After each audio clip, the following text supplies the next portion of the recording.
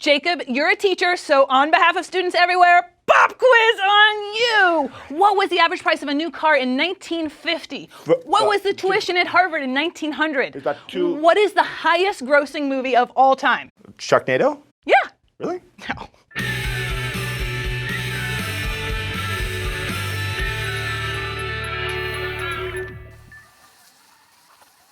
When it comes to inflation, most people think prices go up over time. Okay, I get it. Who cares? Well, you do. A lot.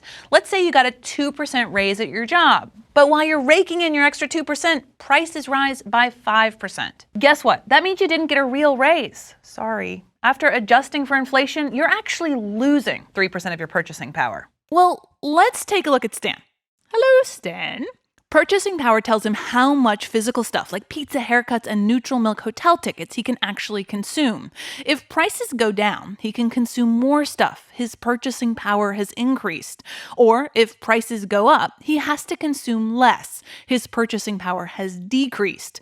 A rise in prices is effectively the exact same thing as a cut in wages, and vice versa. The first thing we need to know is how economists measure inflation, or the overall price levels in a country. Using that measure, they can do things like adjust prices from the past into today's dollars and give us a reading on how fast prices are rising. Second, we're going to look at inflation and talk about what leads one country to have inflation while another has falling prices. Finally, we're going to look at bubbles, which happen when the price of just one good soars as a result of collective delusions and irrational exuberance. We all know that prices tend to go up over time. The average movie ticket in the US today is $8.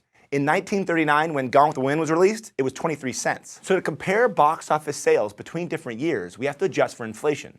But how do we do that? I mean, the prices for some things are rising quickly, like college tuition and healthcare, and for other things it's rising slowly, like cars and food. But prices for stuff like electronics are even dropping. Stan, how much are DVD players again? So when they're adjusting for inflation, economists first pick out a list of goods that represents what an average consumer buys in a year. Say 12 months of rent, 300 gallons of gasoline, 50 loaves of bread, 20 burritos, and 7 movie tickets, that kind of thing. It's called a consumer basket. They add up the price of this year's basket and do the same thing for the next year and the year after that. So eventually you have a long list of basket costs for a bunch of different years. Then you pick a base year. It can be any year you want. You divide the basket cost of each year by the basket cost in the base year and multiply it times 100.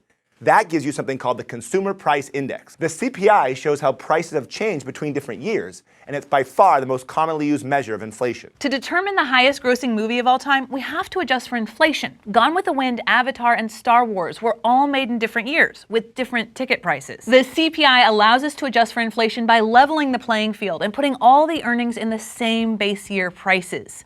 You'll hear economists using the words nominal and real a lot. Real means that a price from the past has been adjusted for inflation. Nominal means a price from the past that hasn't been adjusted for inflation. So the highest nominal box office receipts list is quite different. Avatar, Titanic, Avengers, Jurassic World, of course, most of these movies are more recent since ticket prices are higher today. But the point is that when economists make historical comparisons, they always use real values. It's worth noting that the CPI isn't perfect. Since we have to keep the market basket constant over time, a traditional CPI won't adjust for either new products or increases in product quality. So a market basket from the 1950s might include a black and white TV that gets like a few channels and weighs 1 billion pounds. It's nothing like your 40-inch flat screen. Government economists use adjustment factors to simultaneously account for technological progress and keep two different years comparable. But it's very complicated. Economists can also use the Consumer Price Index to calculate the rate of inflation, how quickly the general price level is rising from year to year. Here's the rate of inflation in the US over time. As you can see, prices grew slowly during the 50s and 60s, sped up during the 70s and 80s, and then went back to growing slowly. On the other hand, here's the rate of inflation in Japan. For the past 25 years, prices in Japan have actually been falling slightly. Economists call that deflation. And here's the rate of inflation in Venezuela. The past several years have seen prices rising very fast there. At the end of 2014, the inflation rate was nearly 70%. But what causes inflation? Well, let's go find out in the thought bubble. So let's assume we gave John 10 million US dollars. Is he rich? Well, not if he's stuck on a desert island. Being rich isn't about how much money you have, it's about how much purchasing power you have. So let's put John back in society so he can start buying stuff. If other people also have a lot of money, they're going to bid up the prices for goods and services. That last slice of pizza is $2, but Hank might offer $3. John might counteroffer $10. Actually, this might be a bad example since John and Hank would probably share the pizza, they're brothers. The point is, if people have a lot of money and they want to buy more stuff, they're going to bid up the prices for things, causing inflation.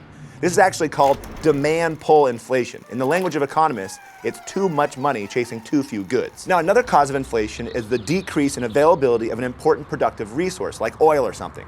An oil shortage would increase the price of gasoline, increasing the cost of delivering flour and cheese and pepperoni. This would increase the cost of producing pizza and therefore decrease the number of pizzas that can be produced. Economists call this a supply shock, and it causes something called cost push inflation. So to keep it simple, inflation is caused by either consumers bidding up the price of stuff or producers raising prices and producing less because there's an increase in production costs. Either way, inflation is the result of having more money than goods and services. Thanks, Thought Bubble. So who's got inflation today? Venezuela. In the 1950s and 60s and 70s, Venezuela had one of the strongest economies in Latin America with stable inflation.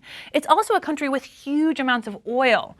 But this is case number 478 that natural resources don't equal economic bliss. Economic mismanagement and political instability have reduced oil exports from Venezuela. The government's tried to keep the economy growing by printing more money, but that's only resulted in soaring prices. It's a bad scene. But prices go up all the time without necessarily causing inflation. Let's look at the price of chocolate over the last few months and the price of housing 10 years ago. Lots of inflation, right? Well, no. Well, in the case of chocolate, we have a straightforward supply and demand story. As China and other nations develop, their consumers are spending more on treats like chocolate. Also, dark chocolate has become more popular worldwide. Now, both of these trends have increased the demand for cocoa beans, which is used to produce chocolate. At the same time, disease and drought have limited harvests and decreased supply. Higher demand and lower supply means higher prices for chocolate. Now, on the other hand, it's hard to explain the rise in home prices with just supply and demand. The population didn't suddenly skyrocket or get that much richer, and it's not like there was a shortage in building materials. Between 2001 and 2006, home prices diverged from these fundamentals in what economists call a bubble. In the early 2000s, low interest rates and deceitful lending practices encouraged more people to buy homes. That raised demand and increased the price. But then people saw prices increase and assumed it would continue forever. So they liquidated their Beanie Baby portfolios and bought houses in hopes of making a huge profit. This is called speculation. More buyers were pulled into the market and prices rose faster and faster. In fact, average home prices in the U.S. doubled between 2000 and 2006 and nearly tripled in cities like Los Angeles and Las Vegas. There were even more dramatic spikes in home prices in countries like Ireland and Spain. News stories about rising real estate prices, along with easy credit, convinced even more people that buying a home was a one-way ticket to riches. At the time, there were plenty of people pointing out that rising home prices were unsustainable. In fact, in 2005, The Economist magazine called the global rise in home prices the biggest bubble in history. And economists like Robert Shiller and Nouriel Roubini were predicting a crash. But those warnings couldn't compete with your brother-in-law bragging about how much he just made flipping a home, or banks pushing ninja loans so more and more people got into the act. Wait, Stan, there were ninja bankers? That's amazing. Oh, ninja stands for no interest, no jobs, and no assets? That's not so amazing. The problem with a bubble is that it depends on an ever-increasing supply of buyers. Each person is betting that they'll be able to sell at a higher price to the next person. But eventually, you run out of buyers, and the bubble bursts. Bubbles aren't a new thing. In the late 1990s, there was a stock market bubble for companies involved in this brand new computer thingy called the internet. Investors poured billions of dollars into internet stocks, and they got in on the ground floor of Pets.com or Boo.com. It turns out these companies had only one floor and a deep, deep basement. The stock market collapsed in early 2000. Perhaps the granddaddy of all bubbles was Dutch tulip mania in the 1630s. Tulip gardens became a social fad among the emerging class of wealthy merchants, driving up their price.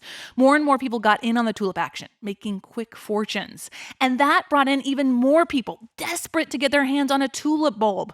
At the height of the mania, people were willing to exchange 12 acres of land or 10 years worth of salary for a single tulip bulb. While a tulip bubble sounds incredibly beautiful, incredibly lovely, just floating petals, red and pink and yellow.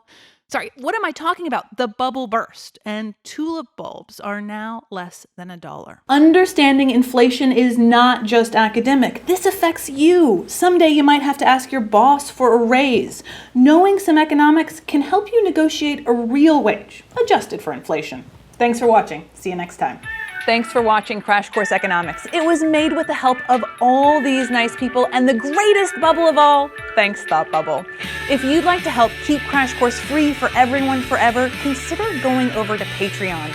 It's a voluntary subscription platform that allows you to pay whatever you want monthly. Thanks for watching. Don't forget to be irrationally exuberant, at least with your feelings.